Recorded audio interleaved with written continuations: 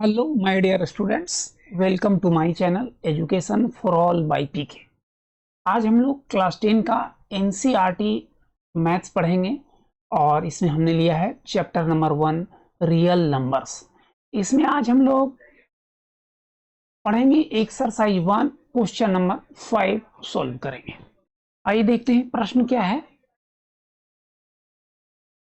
प्रश्न है check whether 6 to the power n can end with the digit 0 for any natural number। सवाल को पहले समझिए।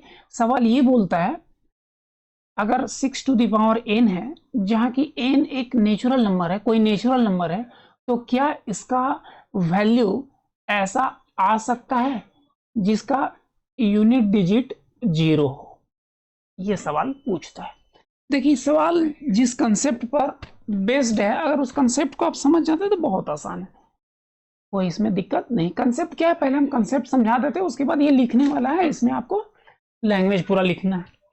कंसेप्ट ये है, देखिए कोई भी नंबर जिसका यूनिट डिजिट 0 होता है। यूनिट डिजिट 0 किस किस नंबर का होता है? सबसे छोटी संख्या 10 है, 20 है, 30 है, 40 है एंड सो ऑन। ये 0 में एंड करने वाला नंबर है। तो ये सब नंबर का एक प्रॉपर्टी है। क्या प्रॉपर्टी है? ये सारा नंबर जो है 10 का मल्टीपल है।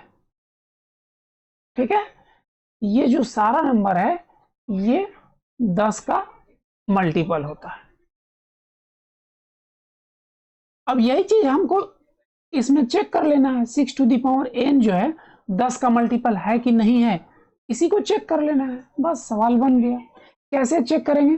देखिए कहने का मतलब है कि अगर कोई नंबर 10 का मल्टीपल है तभी उसका यूनिट डिजिट 0 होगा। इसका मतलब क्या हुआ कि जो नंबर 0 में एंड करता है, मतलब यूनिट डिजिट 0 अगर जिसका है, जैसे ये सब है, तो ये नंबर 10 का मल्टीपल होता है। इसी को अदर वर्ड्स में हम बोलेंगे कि ये 10 से डिविजिबल होता है। ठीक है, एक बार फिर हम रिपीट कर रहे हैं, जिस नंबर का यूनिट डिजिट 0 होगा वो नंबर 10 से डिविजिबल होगा हर हालत में। 10 से डिविजिबल होने का मतलब क्या है? 2 इंटू 5 से डिविजिबल होगा। और इसका मतलब क्या है कि अगर इसका हम प्राइम फैक्टराइजेशन करें तो इसमें हर हालत में 2 इंटू 5, 2 और 5 दोनों इसमें रहेगा। बस इसी को चेक कर लेना है हमको। चलिए इसमें तो पूरा लैंग्वेज लिखना है, कैसे लिखेंगे तो हम लोग देख लेते हैं। एकदम आराम से इसको समझिए, हड़बड़ाना नहीं है, थोड़ा समय लगेगा लेकिन समझ में आपको आ गया। और फिर इसको बार बार आप प्रैक्टिस कर लिए, 2 बार 3 बार बनाने का प्रैक्टिस कर लिए, आराम से बन जाएगा एग्जाम में ये सवाल। चलिए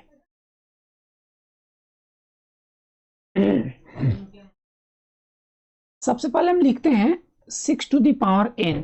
इसी को चेक करना है कि इसका लास्ट डिजिट 0 होगा कि नहीं। इसका हम फैक्टराइजेशन करते हैं। 6 का करेंगे फैक्टराइजेशन, ये क्या होगा? 2 into 3 to the power n। इसको अगर हम आगे और सिंप्लीफाई करें तो क्या मिलेगा? 2 to the power n into 3 to the power n। तो इसका अगर हम फैक्टराइजेशन किए तो क्या क्या मिला? 2 और 3 मिला। चाहे 2 जितना टाइम्स हो लेकिन केवल तो 2 मिलेगा। उसी तरह 3 का पावर n है, मतलब 3 इंटू थ्री होगा, लेकिन इसके अलावे कोई दूसरा फैक्टर हमको नहीं मिल रहा। तो ये पता चल गया कि कभी भी ये एंड विद डिजिट 0 नहीं होगा। लेकिन लिखेंगे कैसे, चेक कैसे करेंगे? लिख देंगे इसमें विनोदाइट लिख देते हैं। विनोदाइट the number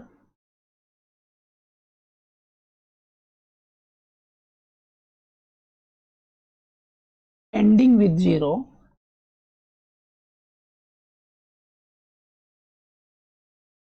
ending with digit 0 is divisible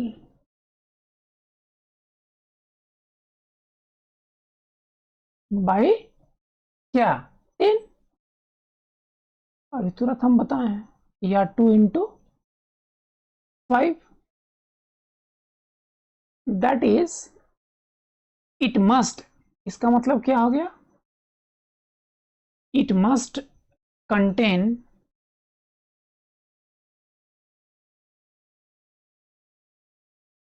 2 into 5 as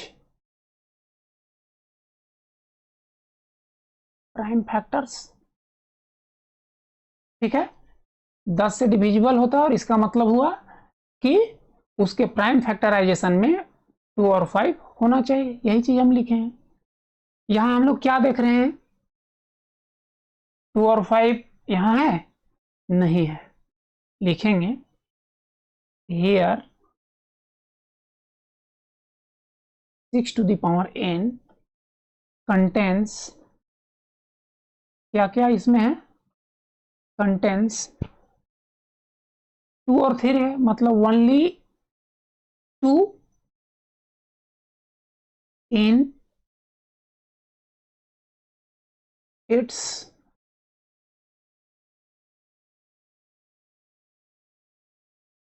prime factors।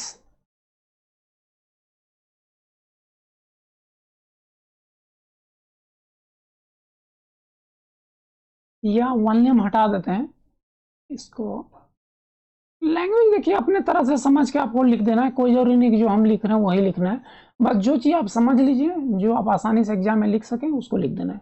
Here 6 to the power n contains, चलिए ऐसे लिख देते हैं, 2 and 3 in its prime factors. इसके प्राइम फैक्टर्स में क्या है, 2 and 3 है, तो क्या हमको नहीं मिला, एंड 5 हमको नहीं मिला, 2 और 3 है, 5 नहीं है, तो उसी को लिखे हैं 6 to the power n contains 2 and 3 in its prime factors and does not contain, क्या चीज नहीं है इसमें, 5 नहीं है। ठीक है, रहना चाहिए 2 और 5 दोनों रहना चाहिए, लेकिन 2 है और 5 नहीं है, उसी चीज को हम यहां लिखे हैं 6 to the power n contains 2 and 3 in its prime factors and does not contain 5, और 5 नहीं है, सो अब आंसर लिख देंगे 6 to the power n can never end with digit 0 for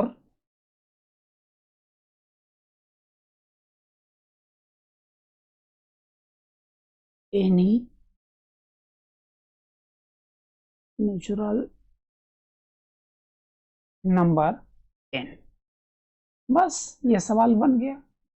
अगर इसको समझने में कोई दिक्कत हो, आप लोग कमेंट बॉक्स में कमेंट करके हमसे पूछिए, हम जो भी कंफ्यूजन रहेगा, जो क्वेरी रहेगा, उसको हम समझा देंगे।